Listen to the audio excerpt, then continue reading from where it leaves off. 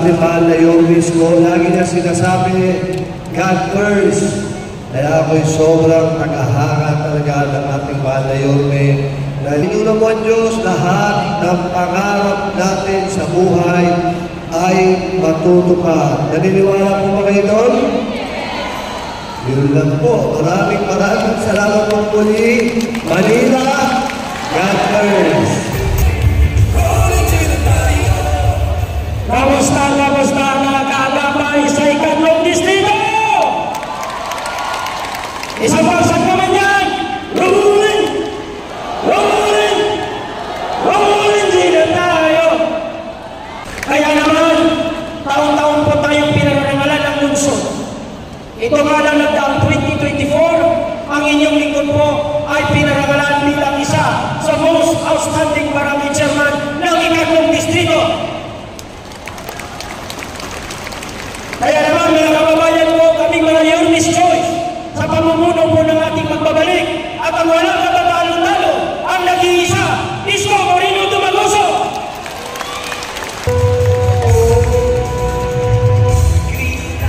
Ay, stars pa ako. Magandang hapon po sa inyo lahat, sa mga mahal kong kaagapay. Hello! Buhay na buhay. Pagpapakilala po muna ako po si Chris Padre, ang batang Santa Cruz. Lumaki po ako din sa Barangay 316 at naging chairman po doon ang aking magulang na si Ayla Tagle.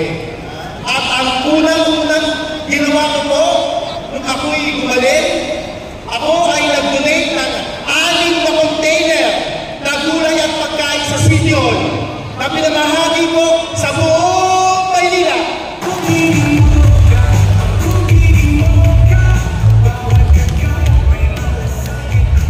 Magandang hapon po sa ating lahat. Ako po si Mama Uson. Nakatok sa inyong puso!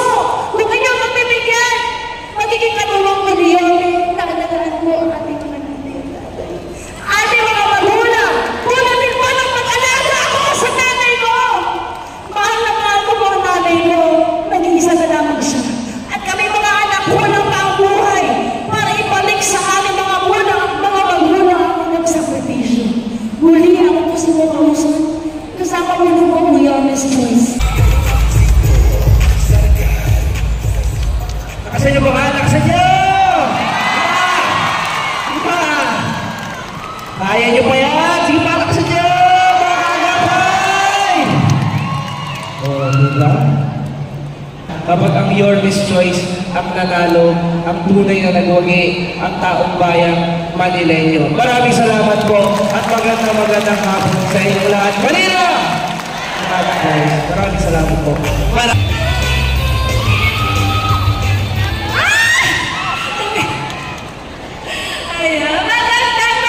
hapon po sa inyong lahat, mga kaagapay! Dahil yan sa inyong lahat, dahil yan sa pagmamahal na ibinibigay nyo, makakaasa kayo sa akin.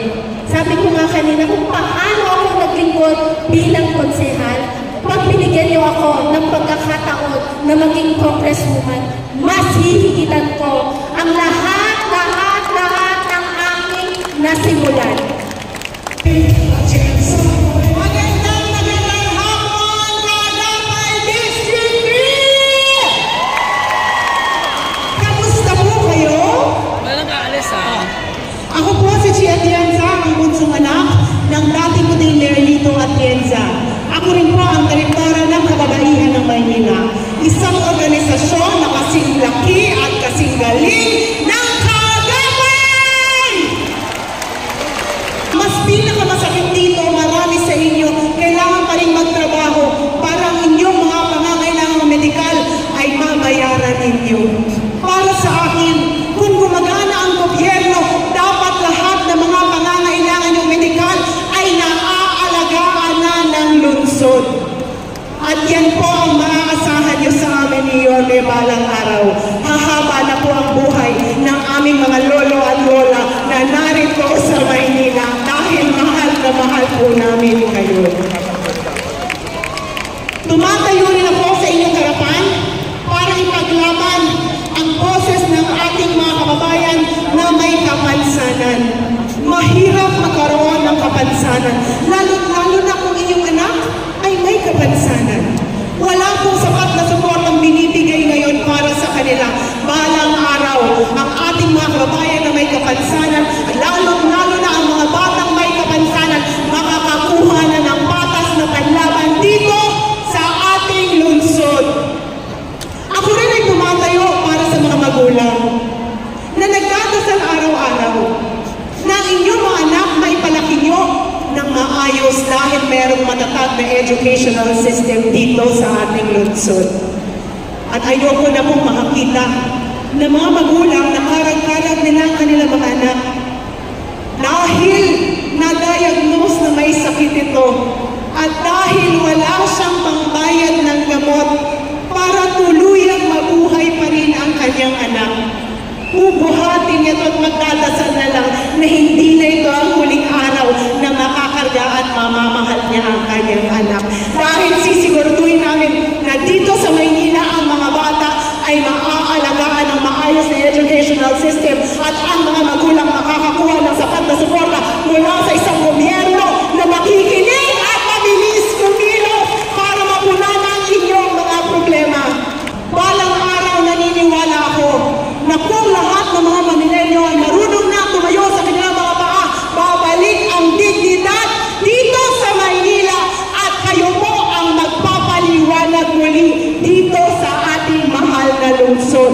Mahal na mahal ko po kayo mga kaagapay at sana'y balang araw, suportahan niyo rin po ako. Manila! God first. Maraming salamat.